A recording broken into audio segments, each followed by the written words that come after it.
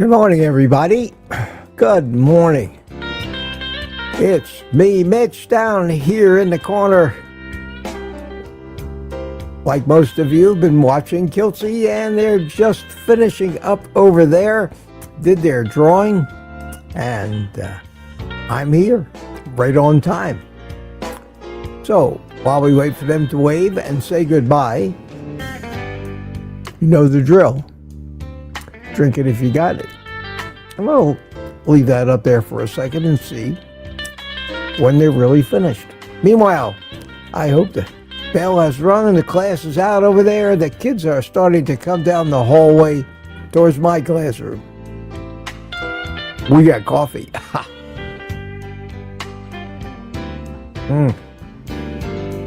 That's good.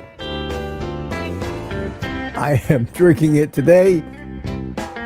Completely unadulterated black coffee, no iodine.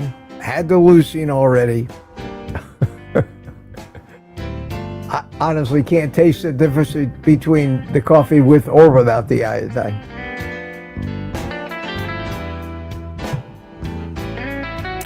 All right. Well, we're going to let Kiltsy finish up and say goodbye over there and come in here as the people start to come in. Good morning, everybody. How are you? Peter, Papa Carnivore, question. Mitch, how am I doing as moderator for you? Am I getting fired anytime soon? No, Peter. You're doing great. You're doing great. You're not getting fired. Not until you want to quit. How's that? How's that for commitment? No, thank you so much. I think you're doing a great job. I actually do. And Kiltsy's done. Wow. Everybody's getting so good at timing. You noticed, I have the,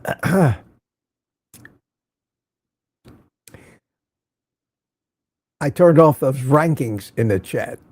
I don't think anybody minds not seeing all those purple blotches. And I sent Alia an email this morning during their stream telling her how to do it. I don't know if they love those things or not, but you know, when you got channel moderators, they're always in there. And of course, they're going to be number one. And over there in Kiltsy, it was Peter and Thomas. And I don't know, as far as I'm concerned, it's meaningless.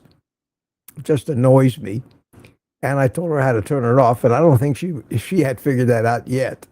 I happened upon it one day accidentally. They didn't tell me that I could turn that off, but we'll see. We'll see if those things disappear over on Kiltsy's channel. I'm just here to help. That's my job, here to help. What else was I going to say? Yes, good morning to everybody. Today is Thursday. We do have our private community tonight, and I really want to encourage more people to join that thing. It's just fun, and I did something yesterday.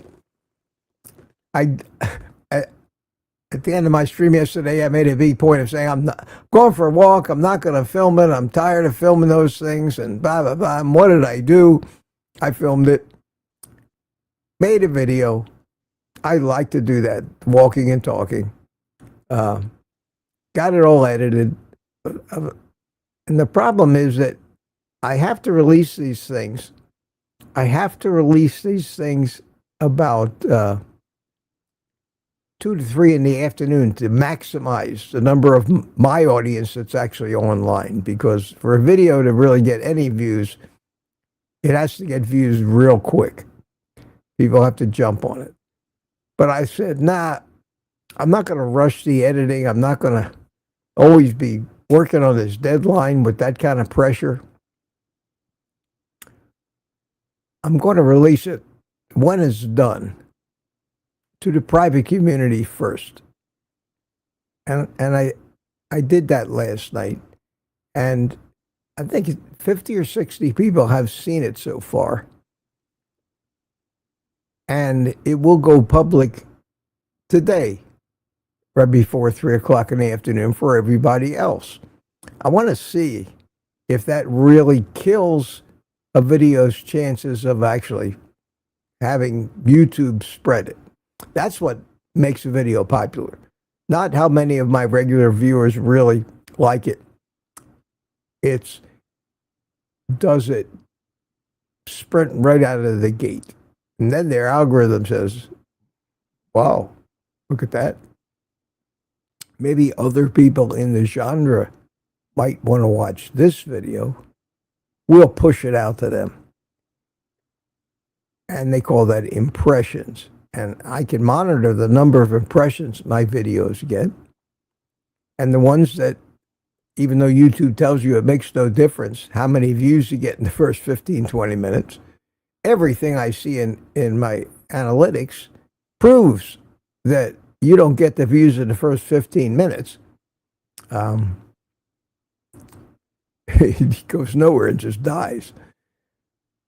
YouTube also says, out of the same mouth, or the other side of it, here's a chart that shows you when the maximum number of your viewers are online at any given time, so you will know when to best release your videos. So which is it, YouTube? It either matters or it doesn't. So I found out that it matters. But we'll see. We'll see whether, when it gets released publicly, that helps. But in the meantime, I hope you enjoyed it. I did extend, not by a ton, but I did walk further yesterday, and it was a gorgeous day. And I really enjoyed it. And I won't say I paid the price for it, but I can certainly feel that I'm recovering, but I still got a long way to go. I think I walked a total of about 3,000 steps yesterday, which doesn't sound like a lot, but it's a lot. It's a lot when you're recovering like I am. Mark C., thank you so much. Sent 5 Old Guy Carnivore memberships. Thank you, Mark. I think half the members in there can thank you for treating them to a month at least, and some of them do renew. And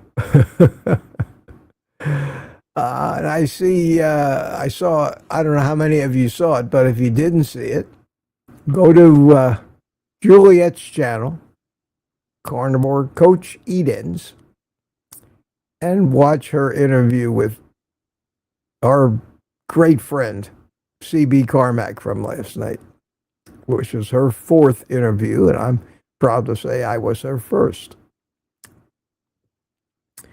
Probably says I'll never do that again, but CB it was his first time being interviewed one-on-one by anybody. Many of you were there.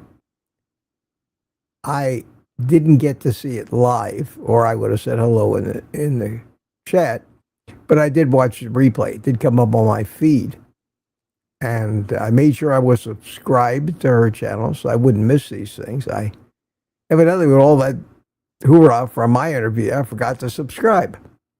It's very hard when I subscribe to all my viewers' channels, because I have a bunch of very chatty, live streaming, and prolific viewers, and including CB, who now has a YouTube channel of his own, who's going to start putting out stuff. I just can't keep up with 5,000 different YouTubers who live stream, and that's a problem I think everybody's having. And the problem is that those, even though I encourage everybody to do it, I'm encouraging my own competition, because there's just so many hours in a day, and you can only watch so many live streams at a time. So live streaming is one of the only ways that I found to build a YouTube channel and get the amount of time, watch time, that you need if you ever want to get monetized. And even getting monetized is not just about the money. It's about the fact that the YouTube algorithm recognizes that your channel is becoming more popular. It's a metric they use in a lot of considerations and decisions that their algorithm makes. So it pays to be, and I use that term ironically, it pays to be monetized even if you never earn a dime, because will help you extend the reach of your channel. So the whole while I give people advice on how to grow on YouTube, I basically am increasing the odds that I will fade away into nothingness in a sea of new, exciting people, and not some old guy who we've heard everything he's had to say already. So, CB, that was great. I wanted you to know I acknowledge you in Kiltsy's chat too. And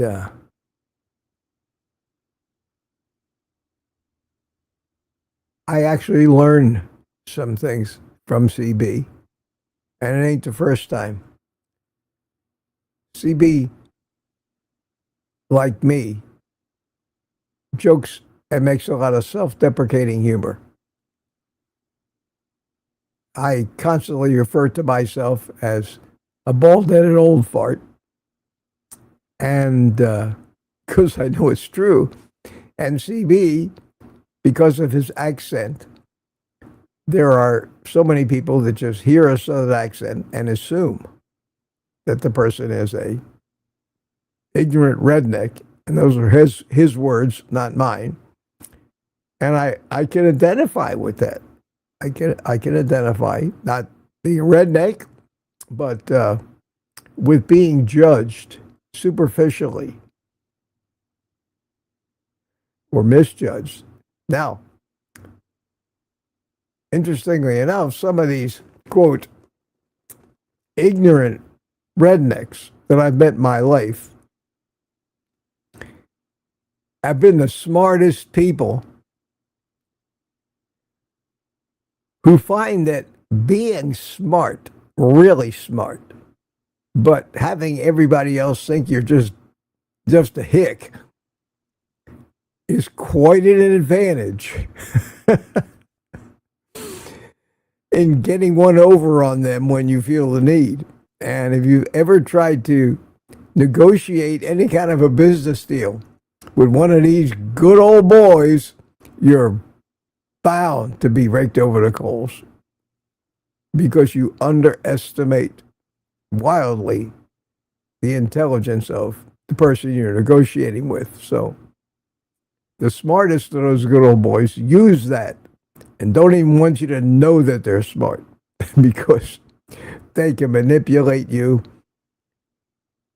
And the smartest, most devious of those good old boys that I used to know was a man named, I won't tell his last name, his name was Russ. And Russ was as good old boy as they come. Russ was close to my age too, so he'd been around. And Russ used to say, "How you doing, son? I'm gonna give you a deal you ain't never gonna get rid of."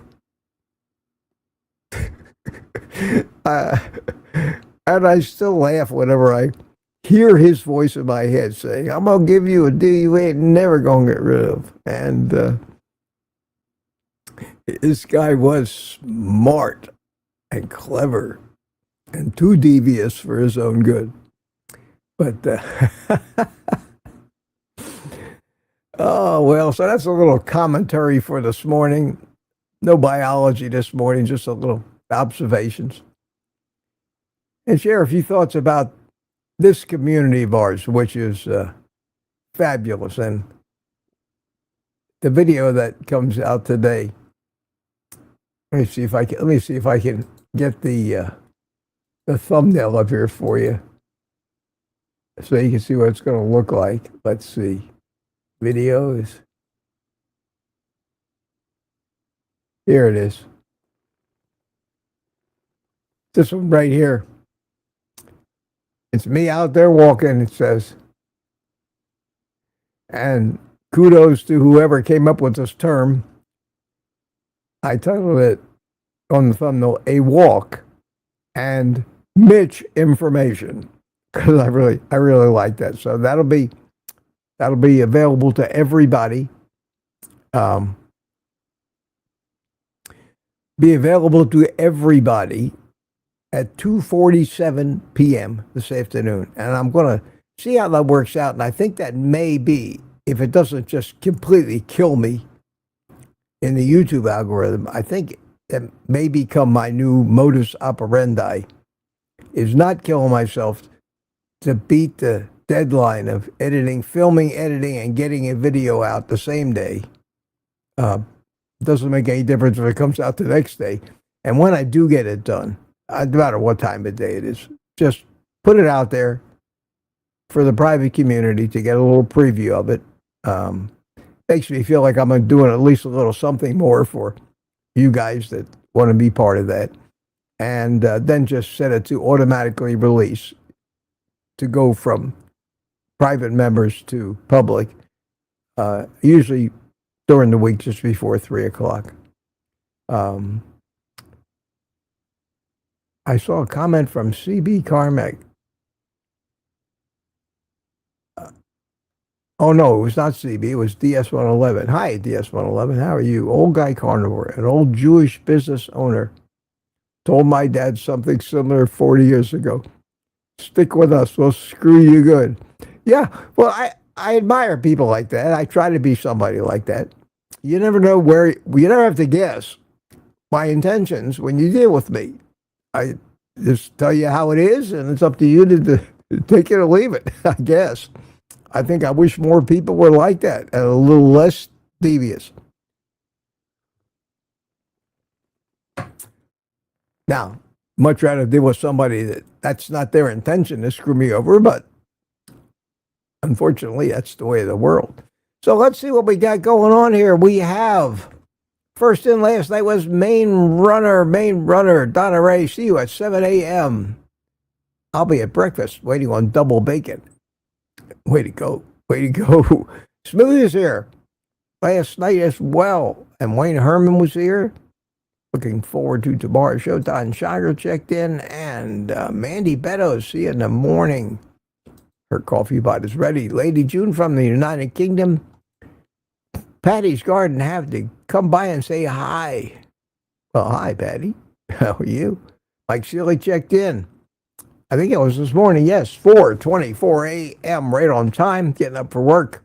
I checked in not too soon after that. I was certainly up, getting ready for work, going through my routine, making my coffee, mixing that leucine in it, and going through my morning routine, which starts about 5 o'clock now, every morning, and leaves me, believe it or not, turning on kilts right around 6, and around 22, I transfer them over to my cell phone and continue to listen while I come in here and finalize the setup on this, and make sure I'm here to hit the button. Tuka checked in last night. He's going to be busy this morning. We'll miss you, Tuka. Navy says, I don't know if he's talking to me, Tuka, or everybody else. You must get up early. Tuka's in Finland, so it's kind of the middle of the afternoon over there.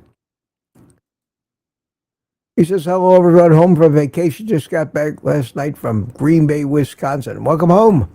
Call my friend Brian Dish was here this morning. Mike Silly Sr. Coming on 20 to 7. Brenda McIntyre was here this morning. Chris Swain from Australia. It's 9 p.m.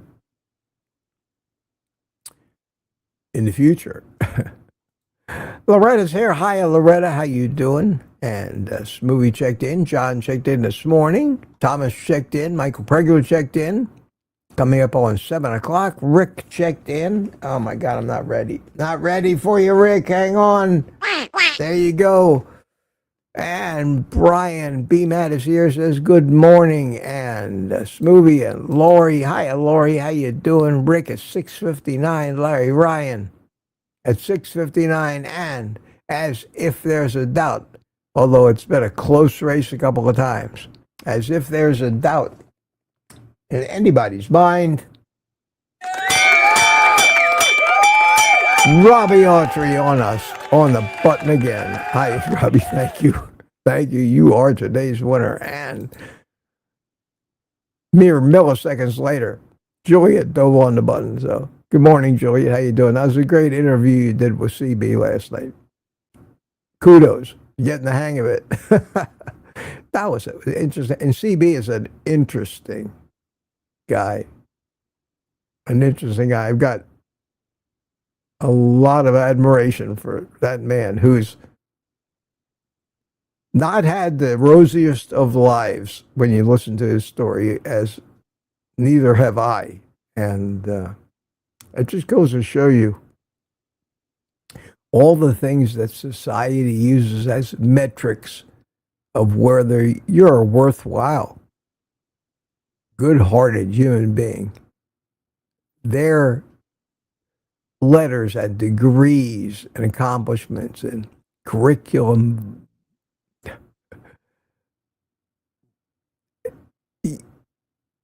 mean nothing. And you need to just get to know somebody to find out what they really are like. And I have nothing but admiration for CB. And a man with an incredible thirst and curiosity for the truth. And that, I think, is very important in this sea of nonsense we live in. Mark C., how you doing? Good morning to you. And everybody's checking back in. Steve Rogers is here. Captain America. Hi, Steve. Kansas City. Peter got done over in Kiltsy and riding down the hallway, and he was here. And it's still 7 a.m. Wow. And Sandy Blythe checked in. How you doing? Jennifer Hip. Good morning, Jennifer. Good morning to you. And Lizzie's here. Hi, Lizzie. How you doing? CV told me they just shouted out your show. That's great. That's great. It's nice that he does that. We're becoming a nice little family.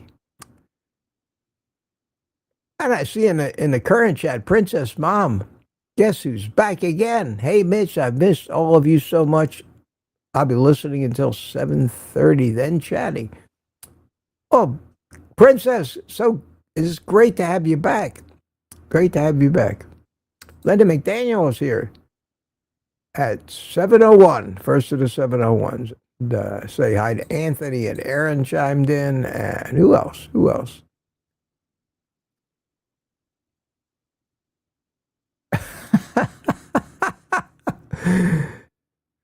A little scolding from Juliet to CB. Stop stalking me on lives.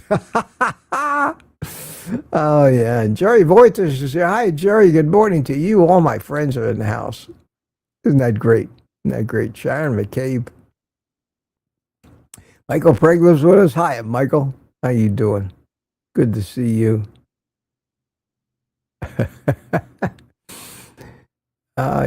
It's great to see you guys get along like you do. It really is. Gina Cavas here. How you doing? Good to see you. And here's where Mark C. treated 5 people to the membership. And let me take a quick stroll back down memory lane on this chat to where Mark bought the 5 members and see who got it. Brody YYC. The winner of today's, oh my God, Brody. Go out and buy some lottery tickets, my friend. You're winning everything. You won the kilts thing that's drawing this morning. You come right over here and they give you a private community memberships. Holy cow. And the next one, Carnivore Sneaker Artist. There's one I haven't heard of. Little Pooh Bear, I heard you. Got to give membership.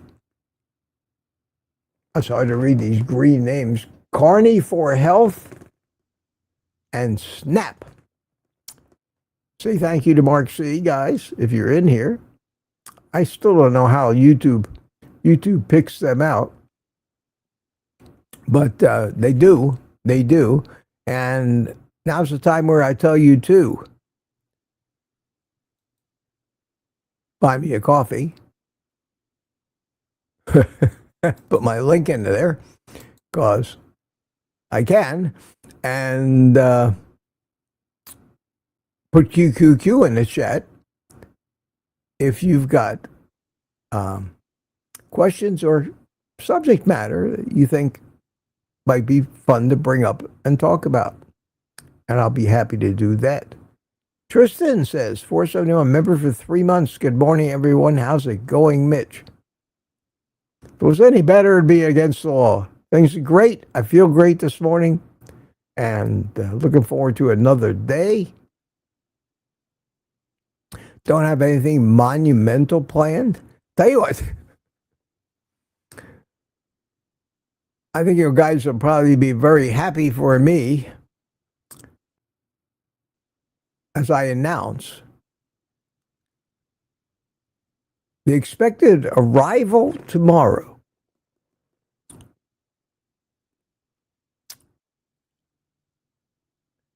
of yet another, wait for it, air fryer.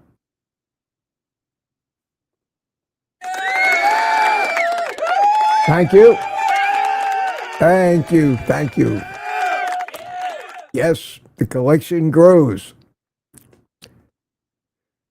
Typher, my new best friend, it seems to think people actually take me seriously. I love their products, or else I wouldn't talk about it so far. I'm fabulously impressed by them, although they're not cheap. Well, say no more, Mitch. They have come out with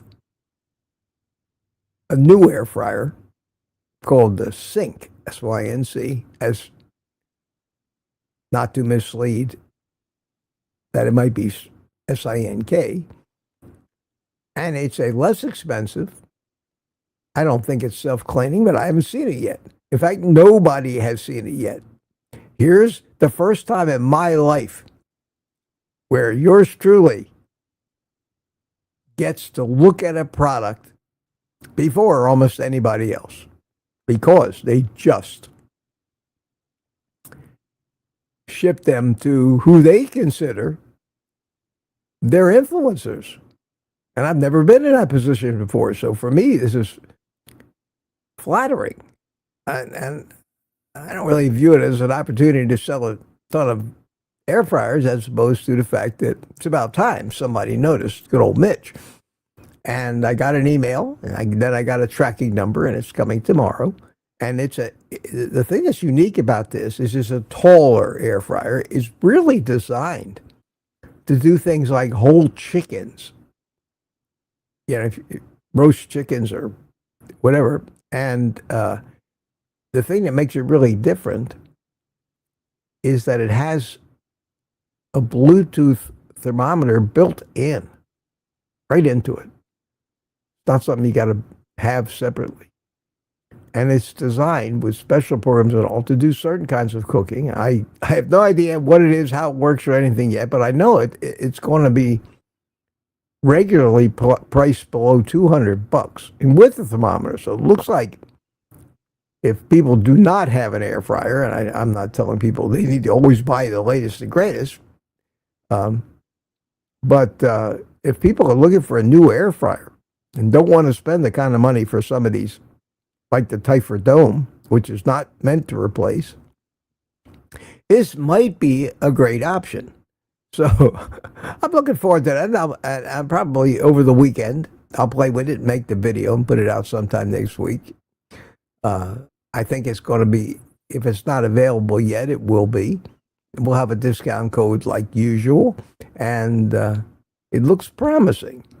Now, I'm saying that based on their hype, not my own observations. It may be a piece of junk. Trust me, I will tell you my real opinion of it. and if I think it's worth the money. And it would be a good tool for carnivores because you know how I feel. I the having these air fryers just makes carnivores so doable for a guy like me. When it comes to speed, less work, clean it up, and especially so since I had the stroke. It's allowed me to cook the food the way I like to eat it without having to have massive amounts of physical work involved in cooking and cleaning up. So I've always been an advocate of the air fryer as almost a must-have for any carnivore. And I guess I've kind of become well, I think Dante Ferrigno was really the air fryer king, and I'm sure he's getting one of these things too. As well as probably 100 other, because Typher's got a lot of YouTubers. So I'm finally important. That means a lot to me. Smoothie John, thank you, John, says, I like the walk and talks. Thank you so much. I enjoy doing them because it allows me to get out and do something beneficial besides just run my mouth and rub my legs at the same time. Angela Mullen says, good morning. FHM, good morning to you. It's 4 a.m. over this way. Yes, we are early risers. We are. Peter thanked Mark. Thank you, Peter, for thanking Mark. And I'm looking for questions. I'm still way back at the beginning. Steve Rogers tunes in like NASCAR for the crashes and the drama. He says, here's hoping for a good rant today. Well, I'm glad you guys like that. You can take those rants one of two ways. I am passionate about the things, but sometimes the way I deliver those rants might be a little negative for a lot of people who are just looking for a happy, kumbaya, good time, positive things. And Kelsey, so I'm kind of the anti-Kultz in that respect. If he's the angel on one shoulder, I might be the little devil on the other. The message is the same. I'm trying to emphasize the absurdity and illogic of it, which I think is necessary for people to grasp. So I think in that respect, the rants do some good. But I also think that it gives people a misimpression of me, and that basically at the core, even after all the disasters of my life, I'm a very content and happy person right now. Busy recovering from my stroke, love doing my live streams, love the community, small that it is, of people that come in here, and the ranting is, I hate to call it shtick because I'm not acting. I mean, when I start going, it's real. It's real. It's not an act, but it's not coming from a position of stress and angst. It's coming from frustration with the fact that the majority of human beings don't see it. It's not obvious to them. And I think that might be the thrust of a lot of my videos, and it kind of was the thrust of the speech that I made when I walked yesterday. And you'll see that if you haven't already in today's video. And it was how the manipulators of everything, the people who brought you low-fat Oreos, use the concept of the false premise in all of their messaging to convince you that it's real. And God, have they convinced us, from Ellen White to Ansel Keys, right on up to today, because nothing's changed yet. Nothing's changed. You stop any guy on the street, any 100 people, and ask them what's healthier, fruits, vegetables, and whole grains, or fatty red meat. The odds of even finding one person out there that knows the truth is rare. With all the YouTube videos, all RFK Jr. getting himself up there into Washington and all of that, nobody yet knows the truth. And things are still getting worse. They still keep coming up with new flavors of Cheerios that are good for your heart and lower your cholesterol. So we keep ranting. I keep ranting. Some of you may have heard the themes before, but the main theme is wake up. We're sheep. We're being manipulated. And I have to keep hammering home on that, just like Ken Berry has to keep hammering out PhD, proper human diet, proper human diet. Anthony Chafee has to keep hammering out. Plants are trying to kill you. Plants are trying to kill you. And I guess, if anything, my message is, you're awake. Wake up your friends. You know, people just don't know this. And that's what I talked about yesterday. And I set out to walk. I had no idea what I was going to say or if I was going to say anything. But in case I got inspired, I put the camera on the walker, the 360-degree camera, and I put the microphone on me, and I just started walking. And all of a sudden, my mind starts thinking and my mouth starts moving. And you'll see the results of that. I hope you find it interesting. In the fact that you see a pretty sunny Florida day with lots of palm trees and scenery.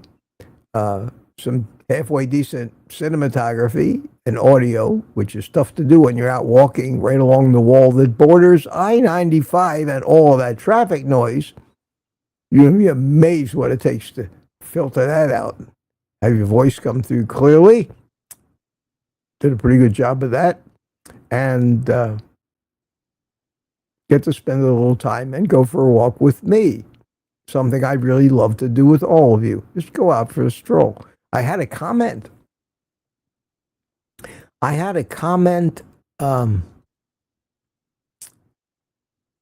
a viewer said, either is that a 360-degree camera or you should get a 360-degree camera so we can enjoy the scenery while you walk.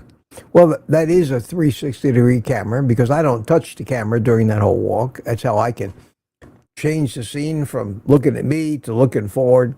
Most of the time, when I change the scene, just a little backstage info, most of the time, if not all the time, when I change the view from me and turn it around to show a little of the what's in front of me, it's to avoid having street signs or anything else that might identify where I live, down to the, foot, show up in the video.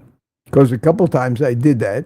I'm not thinking about I have to hide, but I got warning after warning from viewers on it's not smart, don't do that. So I do that in the editing and try to not show for sale signs with phone numbers and names of the community. Although I would be very easy to find because I'm not really hiding anymore.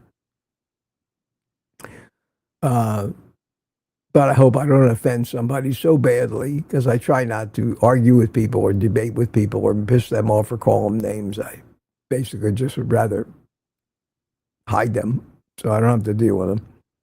And I hope I don't provoke anybody out there to the point where they think they have a mission in life, and that is to come and kill me because I'm such a danger to the things that are most important to them.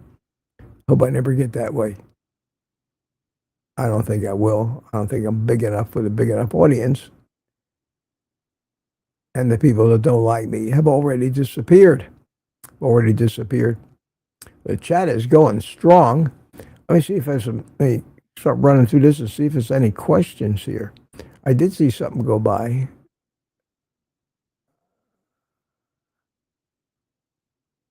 Ellen is here. just popped in. Good morning, Mitch and chat friends. Good morning, Ellen. Good to see you. Good to see you.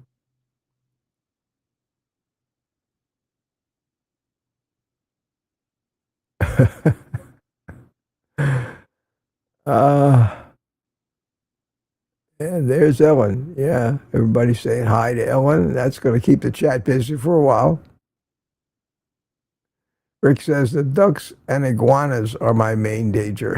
And Peter says, John, Mitch doesn't want to see those things in his channel. Ricky Lee is free to go to. Okay, thank you, Peter. Peter's doing his job moderating. About a subject I drastically try to avoid.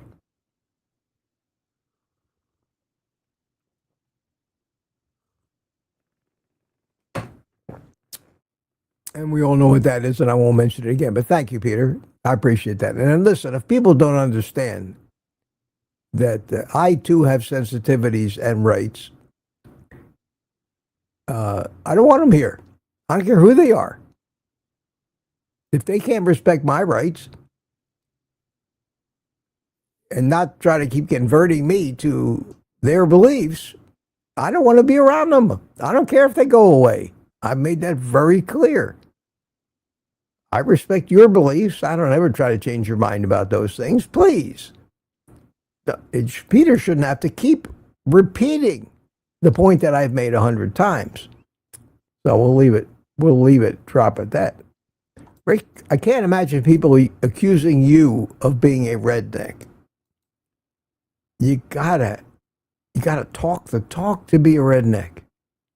Rick, you sound less like a redneck than any human being I've ever met. You sound more like the news anchor somewhere in Chicago. The actual dictionary definition of what's the opposite of redneck. I have had so many friends, close friends, that I affectionately call them rednecks, that I can do a pretty good redneck imitation, even though I'm a Jewish kid from Philadelphia. Another completely diametrically opposed type of person than somebody from Alabama, Mississippi, Arkansas. And people assume that those people are stupid, and that is a dangerous thing to do. Dangerous. In fact, if you meet somebody you've never met and they go, "Well, howdy, ma'am," you better get on your guard real quick. Real quick. Laurie says, "Love CB's accent." I do too. I love it. I love it. That's one of the things that, believe it or not, it warmed me up to Ken Berry in the first place. When I first met him in person, I had just started. I had one video out, Carnivore video on my channel, and I met Ken Berry. I told you that story many times. And both Nisha and he, I met him, and I warmed up immediately to that accent. I love it. I love it. In fact, I'm like a chameleon in that respect. If I get into a conversation with somebody that has a Southern accent and we just keep talking, I will adopt that accent and start using it, start talking it that way. I'll slow down. I'll never forget. And I like to tell these little side stories, and I hope some of them are entertaining, because I haven't seen any questions yet. And I ought to keep scrolling while I'm talking. But back in the early 70s, I was a flight instructor in Manassas, Virginia. I flew out of a company called Chuck Colgan Airways. I was a flight instructor for them, taught people how to fly in the Manassas airport, which was just south of Dulles International Airport. So Dulles Airport is where we basically took students for training. We had to practice emergency landings there, believe it or not, and IFR approaches, missed approaches. And Dulles was pretty good about it, even though they were busy. Dulles had 3 runways, and they usually had a runway that they could send us to that wouldn't interfere with their arrivals and departures. In fact, I actually had a real engine failure in a single-engine airplane once. It was on a training flight that I was the instructor, and we were IFR to Harrisburg from Manassas. We were smack IFR conditions. That means in the clouds. Can't see. It's like driving in a fog.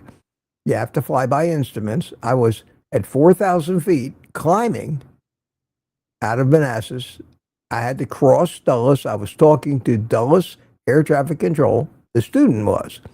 I was the instructor. And all of a sudden, the engine just quits.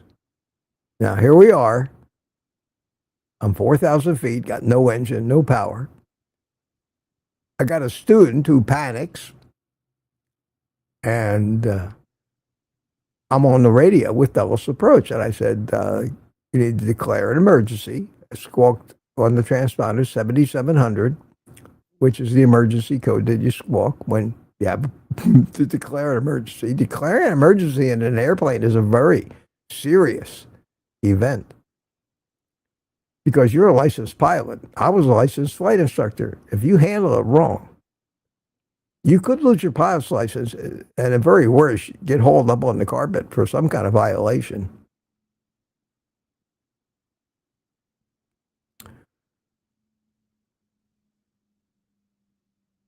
I was right over the airport, though. I had 3 10,000-foot-long runways right underneath me. So there was no doubt that I was, could make the airport. So there really was no pressure. And he said, okay, clear the land anywhere you want. Basically, you could land on a cross taxiway in that airport. There was so much concrete down there. I knew that the base of the clouds was around 2,000 feet. So if I just set up a shallow spiraling descent, I would come out of the clouds and I'd see this enormous amount of concrete below me. And it was just up to me to pick out where I was most convenient for you to set down. And I had to end up at a place called Signature Flight Service, which is way on the northeast side of the airport. And sure enough, my engine quit way on the southwest side of the airport. I was like 5 miles from where I wanted to be. But I wasn't going to try to make it over to there, so I'm circling around knowing that I've got like 5 miles to taxiing to get to the place where I can make the phone call and tell them my airplane broke. Well, I circled down, no problem. I'm telling the story about Dulles. Just this is not the story I wanted to tell you. What I wanted to tell you the story is about the Southern accent. But yeah, I got through that. It was very interesting, but that was the only time I ever had it. And that was a Dulles Airport story. I have another Dulles Airport story, which involves me being in the pattern with a student trying to do a touch and go when they got a bomb threat. This was back in the early tourist days, and they closed the tower and left me up there trying to get back on the ground when everybody else, including all the other airplanes, being vectored out of the way because they expected the tower to blow up and kill everybody. So I was involved in that one too. It's amazing what you get involved in when you're a flight instructor. The single most hazardous occupation on the planet Earth, as far as I'm concerned. Firefighters got nothing on guys that go up in airplanes with students who want to kill them. And driving instructors might be in that same thing. At any rate, I'm at Dulles Airport with one of these students one day. And I'm listening to the tower because we're going to take off and we're on ground control. In ground control, they have a thing called clearance delivery. If you're flying an IFR, you got to get a clearance. You have to file for the clearance and they got to give you the clearance. And they do that on clearance delivery channel on these airports. And the air traffic controller comes on and so you ready to copy? Yeah, ready to copy. Okay, he says, you're cleared to such and such airport via such and such airway. Take off, initial altitude 3,000 feet. Climb and maintain heading so and so and so and so. Contact approach control on such and such frequency. and then you need to read it back to him. So you learn how to take these things down in shorthand. So evidently this controller with a New York accent comes on, and he's giving this guy his clearance, and this guy is a good old boy, this pilot. And this controller, and this is a big airport, busy airport. These controllers they don't waste their time. I mean, they talk fast, and you better be ready to copy, especially in New York area and places like that. Well, this guy comes on and rattles off the clearance, and the pilot, when he got done, when the guy says, read it back, the pilot says, I don't know where you're from, my friend, but we don't talk that fast where I'm from. You need to slow down. This controller came back, put on his best. I mean, the guy had a sense of humor, obviously. Put on his best Southern accent. Rattled off the guy's call number and says, okay, y'all ready to copy? And dragged out that clearance again. I'm sitting there, I was hysterical. And I think of that little incident every time I hear somebody with a Southern accent. So there's a long story, which probably had no meaning or relevance to this, but just another adventure that I've had. Jeff Johnson's here. Hiya, Jeff. How you doing? What time? I'm to 20, I'm to 30 minutes behind. Yes, just where I usually am. Wow, it's already 10 to 8. We have not talked about carnivore at all today. That's okay.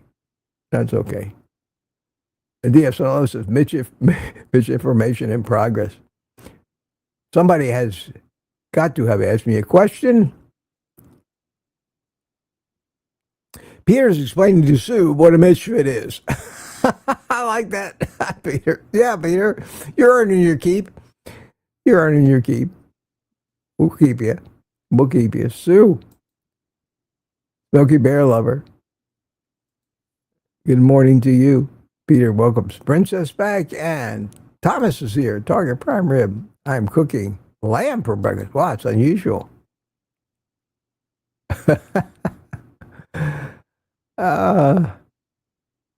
CB and Julian are going after it. Julian accuses CB of stalking her. CB says he sees a restraining order in the future. Joke. Lewis is here. Hi, Lewis. How you doing?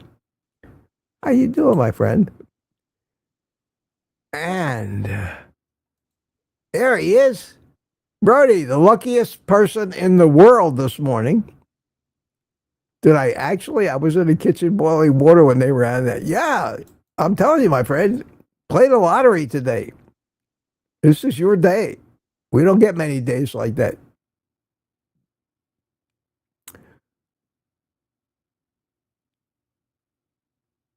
You guys don't even need me when you get going into the chat. You just don't even need me, but I'm having a good time anyway.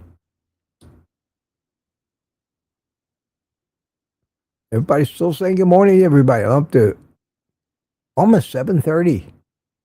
I might even catch up if I keep moving this fast. Yeah. Yeah, Brian. Air fryer Mitch. If I didn't really think that those tools were so valuable, and you really don't need more than one air fryer. It's almost a joke. It's almost a joke, and I'm in the unboxing part of that video. You can believe I'm going to make a joke out of yet another air fryer. But I took a look at this. This looks interesting. Not that I want to cook whole chickens. See, the Typher dome is not very tall, but it's really wide. So you cook a lot of food in it if you want. I cooked, I think, 5 or 6 of those hamburger patties at the same time in it. I made some to eat and some to put in the fridge. But you can't cook anything tall in it. So they came up with this one, and the fact that it's got, I think, the same thermometer as that Bluetooth one that I showed you. would make it quite a deal if you could buy it for around $150. So we'll see. I don't know what I know they're going to have a sale right away because, of course, they are. But we'll see. Hey, Tristan. Question. Do you have any good tips for lunches? I work, so I can't eat lunch at home, and I've gotten sick of tuna pouches and lunch meat. There is an air fryer where I would pre-cook bacon and burger patties. I just pre-cook them.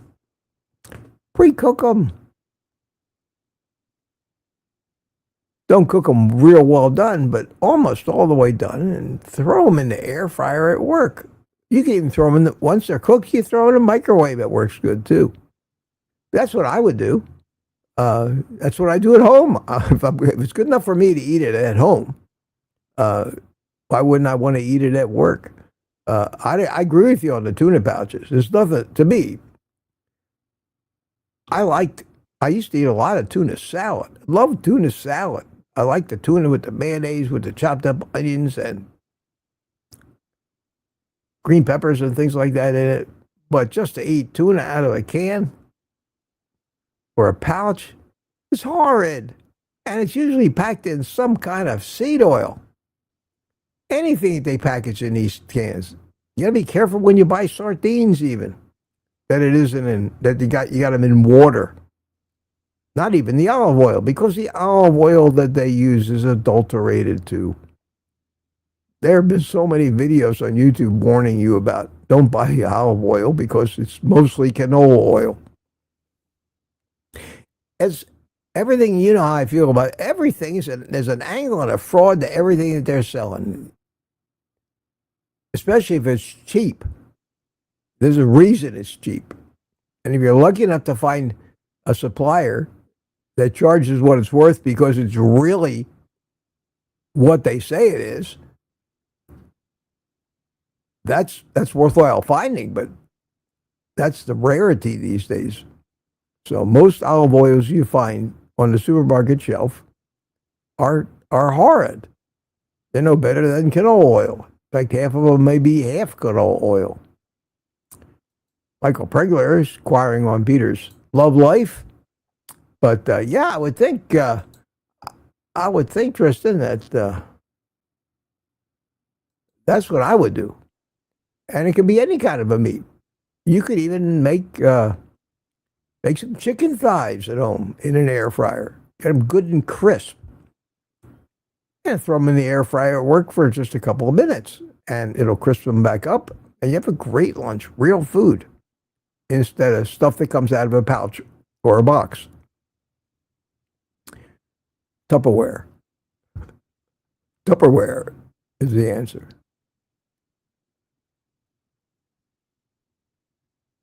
Thank you for the question. It was refreshing to see that somebody wanted to involve me in the conversation.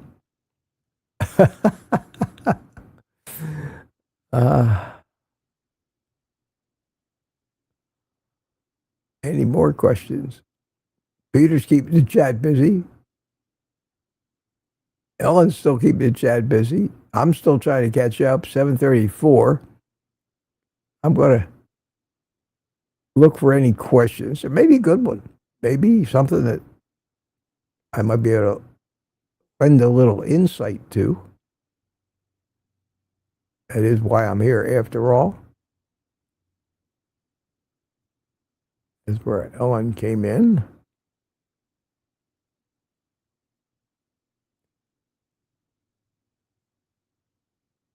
Pardon the silence while I read. If you still got it, continue to drink it. And it's Thursday already. Tomorrow's the end of the week for me, and a day off.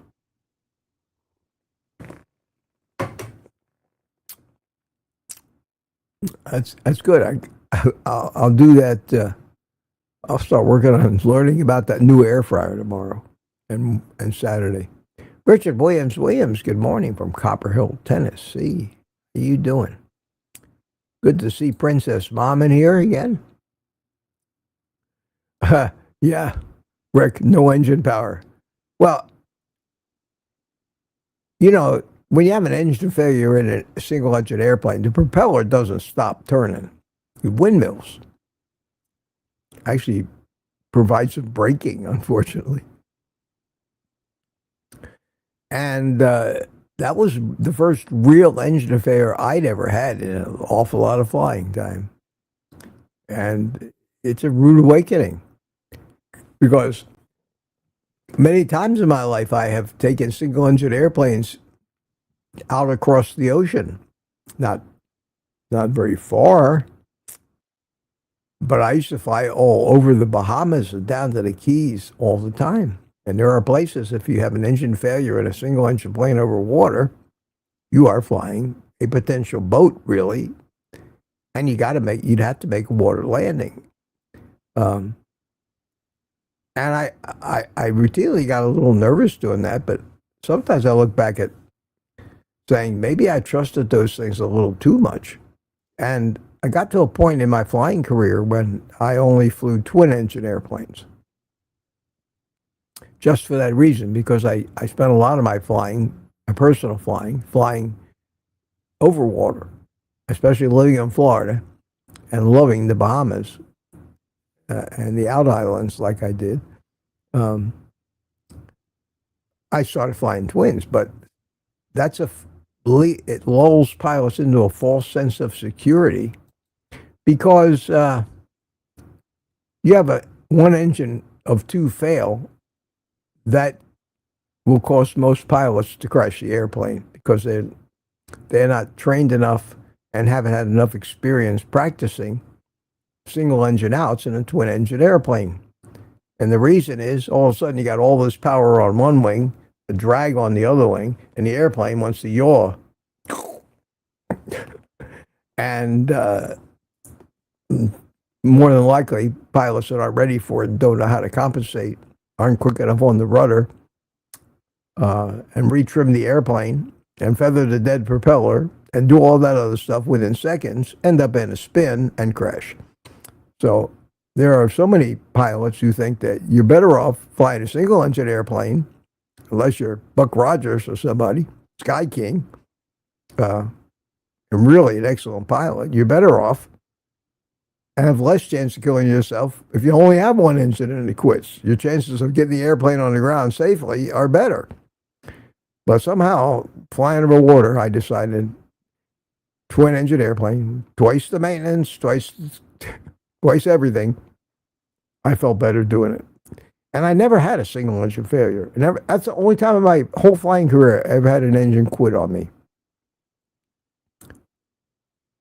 Lori likes my flying stories. Cool. I got stories. If I have no other talent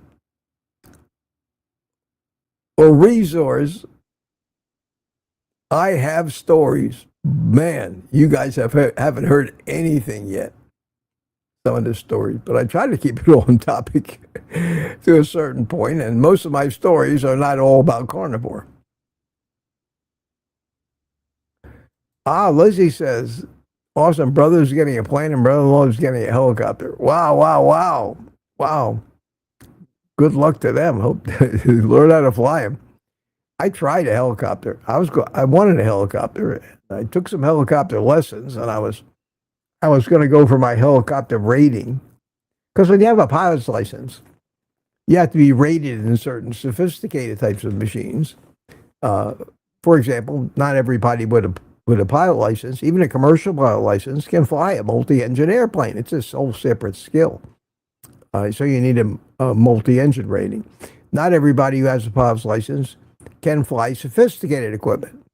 And those things are labeled by the actual plane. So if you have a commercial pilot's license and you get rated in a particular model of a Cessna Citation, you can fly that model, but that doesn't mean you can climb into any business jet and legally fly somebody other than just you. You can risk your own life as far as they're concerned, but you can't risk anybody else's life taking them with you unless you're licensed and rated in that particular airplane. So for Kilts, for example, he owns a jet. Cessna Citation, and he can fly that, but he can't just go climb in a Learjet and legally fly it because the airplanes are just too sophisticated, too many different systems. It requires you to almost go to college for every new airplane you want to be able to fly. Same thing for the airlines. The guy that's flying that 747 for you is probably not really rated in the 737 that the same airline flies and would have to go to school and get the rating before he could legally pilot one of those machines. So it's very, very complicated. Very complicated.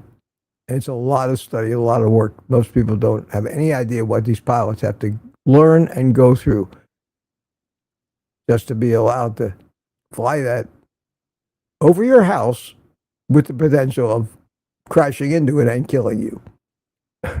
Better hope that these guys know what they're doing. So Liz got a lot of pilot's licenses out of it. That's great. I'll tell you, I never regret that. Flying an airplane, and I've flown a lot of them, as that and scuba diving. Existing in the realm of birds and the realm of fish are human experiences that very few people really experience, and it's just so interesting. So interesting. I don't regret either one of those, and I've done a lot of both. I've never talked about my diving, but at one time I was what they called a big time diver, and I used to love every minute of it. And then all of a sudden one day I didn't anymore. Same thing with flying. I finally got to the point where, wow, why bother? Been there, done that. It's very expensive too. Sometimes when the money runs out, that's a great motive for saying, well, I'm tired of it. It's a great excuse you tell yourself, rather than saying, oh, can't afford that anymore. And, so being honest with yourself is like harder than being honest with anybody else. We seem to fall into that trap every time we get a craving and try to fight the stupid excuses to give in to it. Lori Weitzel's DS111 says he want to die with me. I didn't see that comment, but Lori agrees. Let me tell you, if I'm flying an airplane, and I wouldn't do it now, I wouldn't do it. I haven't flown, it's like any other skill. You need to keep current with it. Why doctors shouldn't practice medicine without continuing education. The sad fact is that what they're continually getting educated with is just more of the same propaganda from the people that write the curriculums, which are the drug companies. Seems like somebody has put the drug companies in charge of educating doctors. And the only education to get is which drug to prescribe. And that's why we have the problem we have. And that's why none of these doctors, none of your doctors know anything that the carnivore doctors know. Because they didn't learn what they know in medical school. Ken Berry didn't learn what he knows in medical school. Neither did Kiltsey. He knows the names of the drugs and the names of the diseases. But as far as what he knows about nutrition, he didn't learn that from them. Alakran Kanyaki. I remember that name. I don't remember it when I don't see it in front of me, but you've been here before. Good morning from Buckeye, Arizona. Wow. Let me see. How am I doing on time? 7:54. I am catching up. Thomas says, Mitch, I sent you a couple of emails. Did I get emails today? Oh, I got a coffee. I haven't been paying attention. Let's see. How about that? Martin Derwinski bought me a coffee. Starting my creatine today. Thank you, my friend. And Thomas bought me a coffee. Thanks, Thomas. Mitch is to thank you, and I have a gift for you that I hope you will like coming in October. Wow. Thanks so much, Thomas. I appreciate that. I appreciate that, and I hope to see you tonight on the live stream. So I didn't see the email yet, but I saw the coffees. I'll read the email after the stream. DS111 says, Old Guy Carnivore, a lady I know who has bone cancer said to me her doctor told her to avoid red meat. Listen to me, I said. I'm not a doctor. Yeah, in fact, if I was a doctor these days, I'd be ashamed to put MD behind my name, honest to God. I would change it to NAMD or just NMD. I'd be more proud of bragging about the fact that I'm not a doctor. I am more proud. Knowing what I know, I would respect somebody who tells me they're not a doctor and haven't been to medical school if I think they've educated themselves in what turns out to be reality. So my respect for the medical community, as you can tell by my little rants now and then, is you know how they talked about the most honorable professions in the world and they rank them, and they usually start out with doctors at the top and used car salesmen at the bottom? I've known used car salesmen that are more honorable than most of these medical professionals. That's real sad. That's real sad. And Steve Rogers says hard-boiled eggs are also good. Yes, they are. Portable food. Portable food. But you just take a cooked hamburger patty or some cooked bacon, throw it in a Ziploc bag. You don't even have to refrigerate it. It'll stay good from morning till lunchtime. And if you don't have a way to heat it up even, you can eat it cold. I find interestingly enough, I usually keep maybe 2-3 cooked hamburger patties in a Tupperware thing in my fridge. And I've already had a big meal, let's say at 11. I usually eat 2 meals a day. Sometimes I only eat 1, but sometimes I just need a little more food, not a whole meal. So a small meal. I'll just go to the refrigerator, grab a couple of those third-pound patties that I cooked in the air fryer from frozen, and just eat them like a big cookie. You just eat them cold. They taste great. They serve the purpose. You could do that at lunch. You could eat exactly the same as you eat at home. Your coworkers may think you walked off the pier, but yes, 111 says seed oil is an insult. Seed oils were invented initially to lubricate machinery. What does that tell you?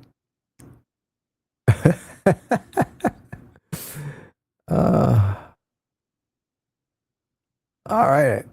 Still looking for the questions? Well, Ellen has a question. Thank you, Ellen. I don't know what the question was.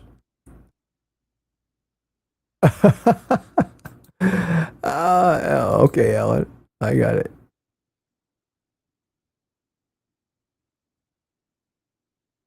Everybody. Uh-oh. Lizzie forgot to say QQQ. Is this it? No, that's DS111. So Lizzie asked the question. Where is Lizzie's question? Oh, Ellen was telling her to put a QQQ. So where's the question? She'll get up at 4. That's not a question. Sorry, Lizzie.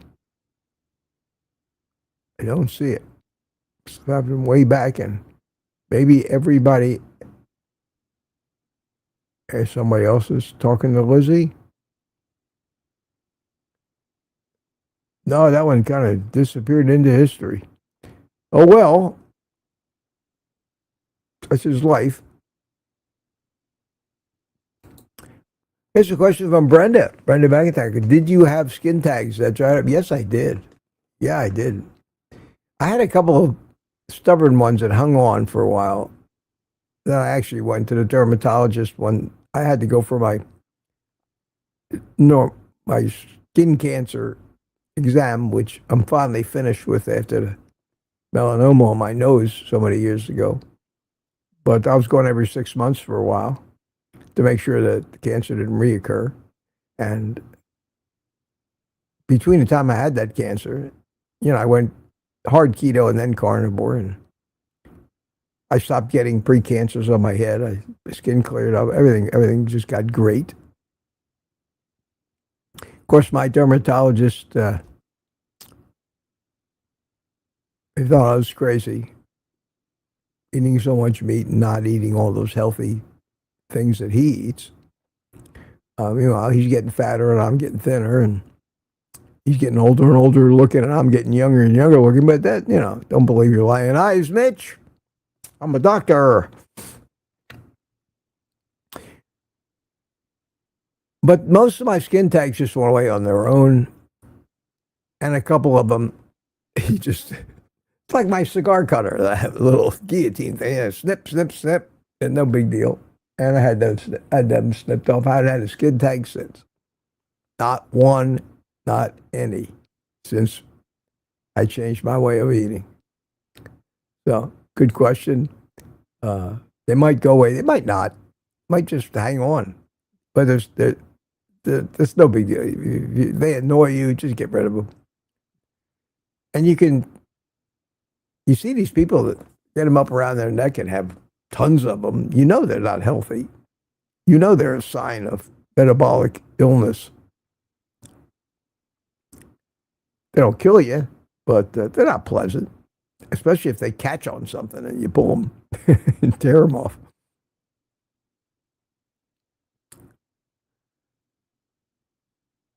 Oh, wow, we're going long again today. Can you please re-ask your question, Peter says to Princess.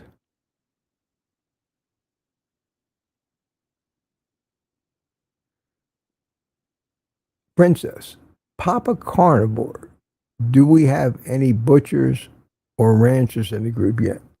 There may be. I don't know.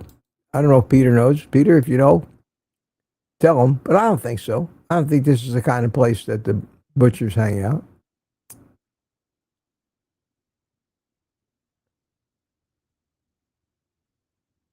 I'm going to get through this if it kills me here.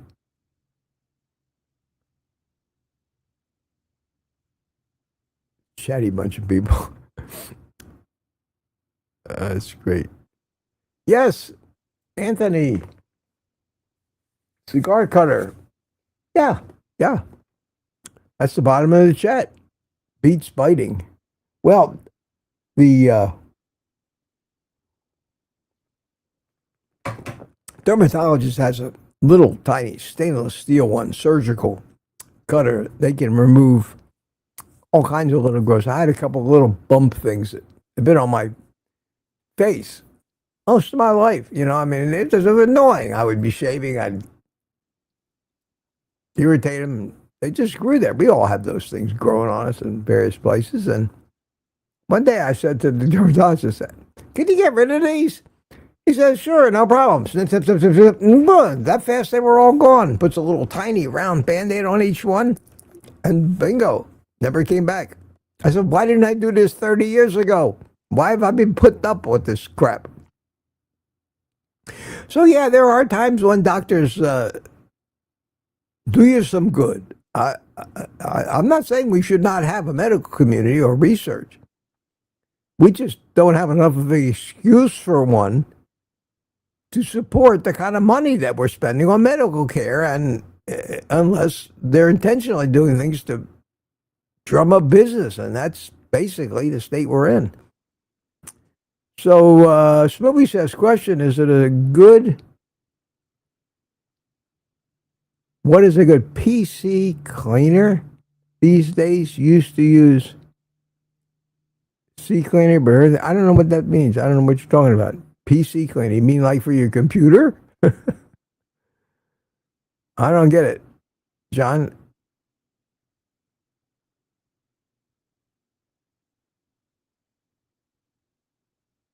Okay, so Ellen says, yay, we got your question, Princess Mama. No. All right, so what was the question? Inquiring minds want to know.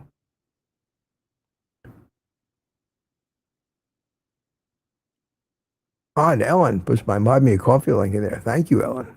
Appreciate that. Guys are earning their positions. Princess wants to know if you will be having any meetups this year. Says Peter. Maybe. There's a lot of meetups all over the place, and our meetups here are never really in Melbourne are never really well attended. And I enjoy them. I enjoy getting together with lunch. For lunch, I always count on Peter, and most of the time Jerry Voitish makes it down, and we get Mark Booz does it. He's not around much, and the Sealy boys, of course, both Michaels, senior and junior. So we usually get maybe 5 or 6 people. Kelsey sometimes comes over, and Nelson lives about an hour and a half from here. He'll come up, but they're so busy traveling now that we have to really coordinate it with them. But yeah, I would think that maybe not around Christmas time, but I don't know. You guys keep talking about it and see if you want to have a meetup. I mean, I'm game, but it's going to have to be near here. I can't travel the long distances. I can't go to, what's that thing in Tampa coming up in a couple months? I can't go to those things. I don't want to spend the money, number one, and I can't physically do the traveling and the walking in these huge hotels and conference centers that it takes to attend one of these things, not without a motorized scooter. And I'm sorry. I'm not going to do that. I don't want to do that.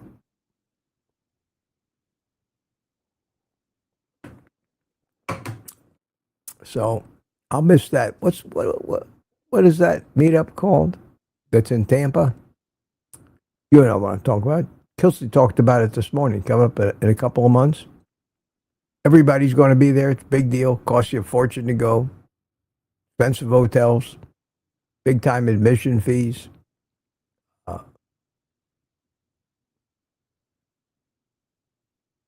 If I hadn't had the stroke, I would have been there. Definitely would have been there. But I didn't even go to Orlando this year because it's just incredible amount of inconvenience, crowds, no parking, amazingly expensive hotels. Hack your health. Is that it, Thomas? I think it's, yeah, hack your health. But that's not really a carnivore thing. It's a low carb derivative thing. And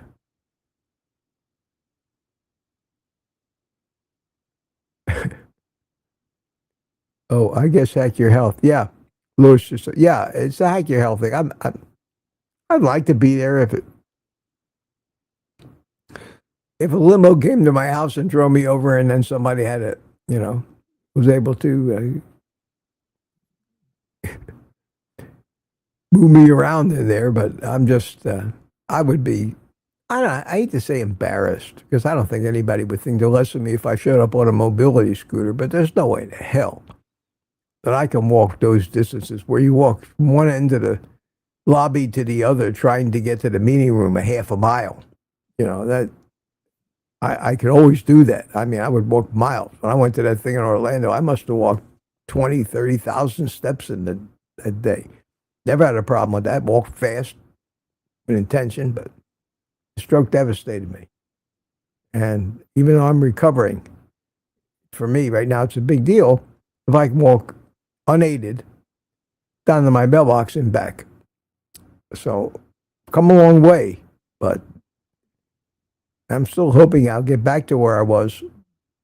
But I've given up the hope that it'll happen very rapidly. That my stroke was a lot worse, and they treated it the wrong way initially. That my recovery is not going to be like some of these recoveries where they got you there in time, they got you clot-busting drugs in real quick, and you're walking again in 2 weeks. they screwed up with me. I firmly believe it. And I'll get away with it too, because there's no way you can prove any of that stuff. And from what I have found out, that because my cholesterol was high, because my LDL was high, they didn't do things they could have done because of their misconception of the dangers, what they think are the dangers of high cholesterol. And all they wanted to do for this poor old guy that had a stroke was load me up with massive doses of statins, because as far as they were concerned, the only thing that was dangerous about me was my high LDL. Is, again, the reason I rant so much about false premises and how they drive the entire practice, and I use that word loosely, of medicine. So maybe there is a little bitterness in me when I talk about their incompetence, but I'm a victim of it. I'm firmly convinced of that. And even now, as I'm recovering, I'm still healthier than most of them. I'm still not taking prescription drugs. I still have no diabetes. But what I do have, they're convinced, makes me the sickest person on the planet. That is a high LDL. With no knowledge of where that fallacy came from. Anthony says, VA pushes statins. Yeah, they all push statins. They're all controlled by the drug companies. Every one of them, the government, the agencies, the FDA, the USDA, the medical boards, the medical associations, the diabetes associations, they are all owned, bought, and paid for by the drug companies, who rely on the food companies to deliver to them a steady stream of people that need to buy their drugs. What an unholy alliance that is. Well, that's about as close as you're going to get to a rant today. At any rate, my friends, it's time to call it a day. Been at it for an hour and a half. Wow. Thank you all for coming. Thank you so much for coming. Still got over 100 people here. That's great. We didn't talk a lot about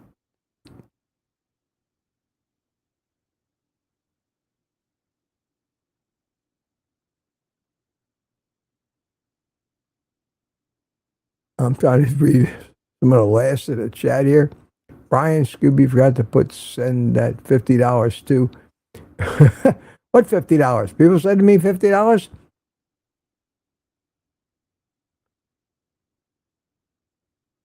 Oh, you're talking about the meetup. Anthony says the VA pushes that. Boy, they tried to push them on me, but they leave me alone now. They leave me alone. And she knows better, but you know, we're mavericks. We're mavericks. We're pioneers. And it's so tough with the whole world telling you how wrong you are, and yet they're the ones that are taking 15 prescriptions, different prescriptions every day, and have 5 doctor's appointments a week, and they're half your age, for God's sake. So don't believe your lying eyes, you know. Believe what I tell you instead.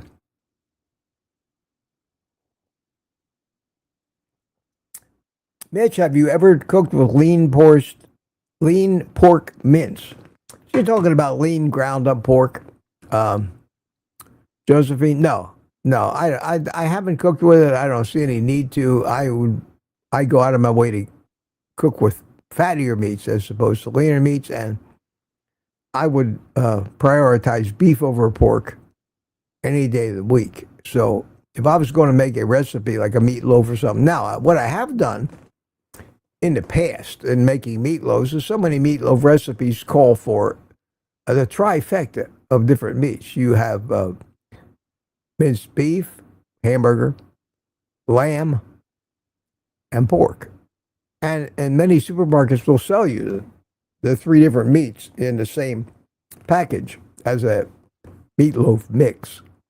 So in that case, yes, I have used it in the past. But the only meat that is less appealing to me than ground pork is going to be ground turkey, which they try to foster on us as a healthy alternative to beef. Bull. It's not. It's horrible. It's dry, no fat. Just plays into the no fat stuff. It makes you feel good that you're doing something good for your health.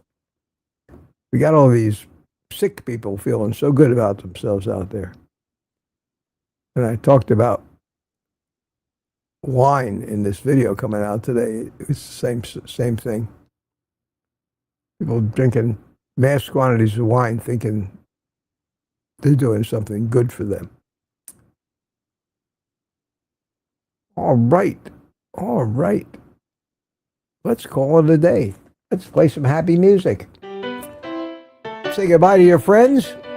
And it looks like this is an hour and a half show every day. I'm sorry, guys. I'm nowhere ever near getting done with it. Not with my proclivity to talk and your proclivity to chat. Which is a good thing. Greta says, no white meat. Yes.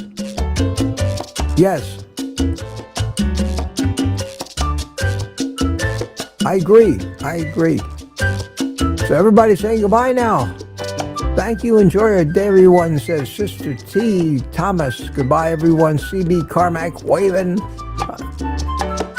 Thanks for being here, guys. Josephine C. Sandy Blythe. Chris Swain. Goodbye. Night all. Anthony agrees. Poison wine. Yeah, they come out with it. It came out and got popular because they were telling you that you should drink a glass of red wine a day so you could be like the French and not have heart disease. And counter all that fat that you eat that's so bad for you. And what they do, they turned every housewife in America into a wine-drinking alcoholic, stuffing her face with sugar and alcohol, both poisons, and exasperating the problems that they claimed it would fix in the first place. And that, my friend, is the power of a false premise to basically screw all of us. And that's what my video today was about, and you should see it. Because it applies to so many things in this world besides just diet.